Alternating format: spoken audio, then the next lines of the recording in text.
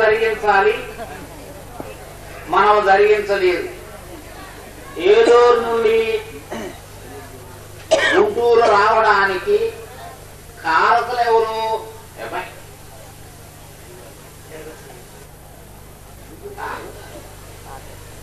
మీ తాతగారి పేరేంటి?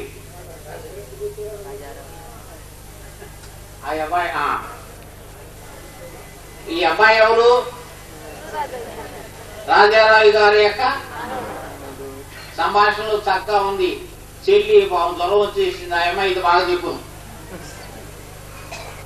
ఎక్కడి నుంచి వచ్చారు, ఎక్కడికి వచ్చారు అని ఇలాంటి ప్రశ్నలు ఇస్తే, మా తాతగారు మా నాయనమ్మ గారు దైవభక్తిలో ఉన్నతమైన వారు కనుక భక్తులందరినీ మా గృహానికి చేర్చుకున్నారు. మా తాతగారు సుందర్ సింగ్ గారు వచ్చారు, ఇంకా ఉన్న భక్తులందరూ వచ్చారు.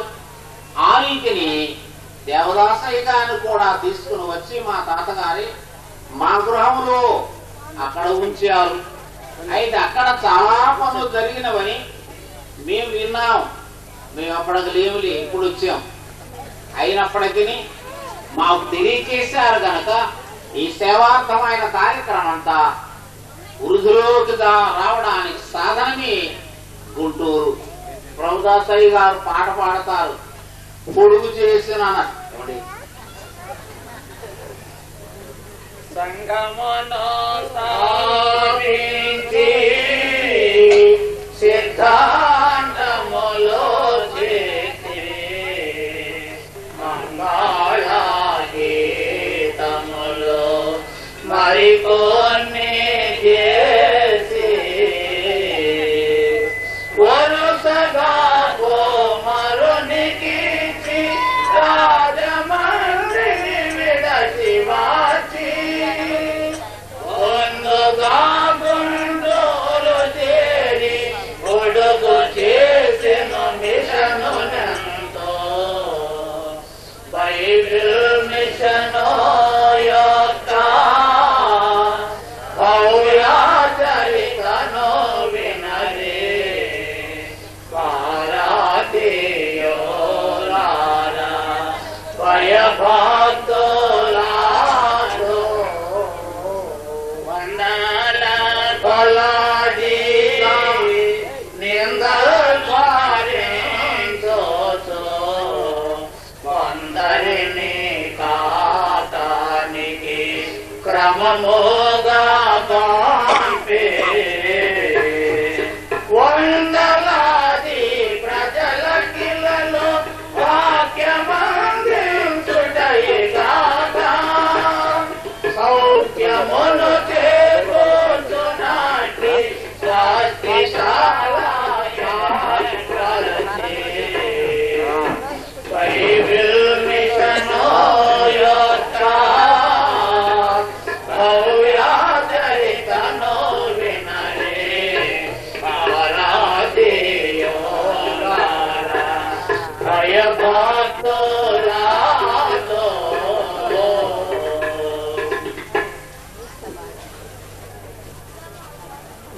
రాజారావు అయ్యగారిని చేర్చుకొని దివ్యమైన కార్యక్రమం సాగడానికి సాధనం బేతేలు గృహం. బేతేలు గృహానికి వచ్చిన తర్వాతే ఎన్నో పుస్తకాలు పత్రికలు అచ్చివేసి పనిని వృద్ధి చేశారు. తర్వాత కాకానీలో సస్యాలను ఏర్పాటు చేసి నేటి వరకు 49లో స్థాపించిన స్వస్తిశాల నేటి వరకు సాగుతూనే ఉంది. ప్రతి వారం 80,000 మంది వచ్చి స్వస్థత పొందుతున్నారు. ఈ పని అంతా వృద్ధి అవడానికి బేతేలు హౌసే కారణము. తర్వాత మనం ఆలోచన చేసి ఇప్పుడు ప్రెస్ కూడా ఒకటి వచ్చింది. ప్రెస్లో మన పుస్తకాలు మనమే అచ్చువేసి అందరికి అందించడానికి ప్రెస్ కూడా వచ్చింది. తర్వాత మరి రాజారావు గారు వంతు అయిపోయింది. వీరి తాతగారు అయినటువంటి జఫరత్నాయ్ గారు కూడా పనిచేశారు. వారు వెళ్ళిపోయి వారి కుమారుడైనటువంటి సెల్వరాజు గారికి అప్పగించారు, అంటే ప్రభు అప్పగించారు. వారు ఇప్పుడు కొనసాగిస్తున్నారు. ఇంత దివ్యమైనటువంటి కార్యక్రమం జరగడానికి, తర్వాత గవర్నర్ గారు రావడానికి, ఈ ఏర్పాట్లన్నీ జరగడానికి సెల్వరాజు గారి కారణం కనుక బైబిల్ మిషన్ గుంటూరు వచ్చిన తర్వాత వృద్ధిలోనికి వచ్చిందనే వార్తను తెలియచేస్తున్నాం. కనుక మా తాతగారి అసలు తాతగారిని తీసుకొచ్చారని చెప్పడానికి ఈ అబ్బాయి నిలబడ్డాడు.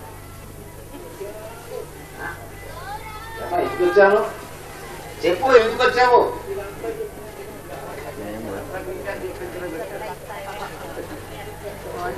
అంతా నాతో చెప్పించడానికి వచ్చాట.